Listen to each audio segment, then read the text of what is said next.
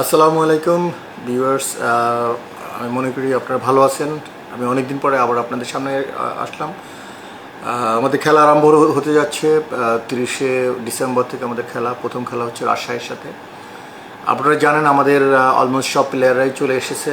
এর মধ্যে সবার আগে মোহাম্মদ নাবি নেমেছেন, তারপরে Shaheen Shah Afridi, Kyle Mayers, David Malan and Faheem Ashraf, Jadnal Khan. Everybody is in Bangladesh. They already started their practice session.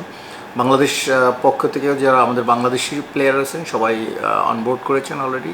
They in the practice session already. So they're doing fantastic. I was there in yesterday and I feel very proud with our team. And আমি সবচেয়ে যে জিনিসটা আমার ভালো লেগেছে, ধন্যবাদ জানাচ্ছি বিসিবিকে। তারা আমাদেরকে এডিশনাল একজন প্লেয়ার দিয়ে আন্ডার-19 থেকে নেওয়ার অনুমতি দিয়েছে। আমরা চাচ্ছি যে ইয়ুথ প্লেয়ার, ইয়াং প্লেয়াররা যেন ড্রেসিং রুম শেয়ার করে বাংলাদেশে ভবিষ্যতে কিছু দিতে পারে, সেই জন্যই আমরা আমাদের এই উদ্যোগ। এবং আমি রিকোয়েস্ট করবো সবগুলো ফ্রাঞ্চাইজ যেন একজন একজন করে নেয় এবং আমরা যেন ভালো প্লেয়ার, অদূর ভবিষ্যতে যেন বিপিএলের জন্য আমরা ভালো প্লেয়ার পাই।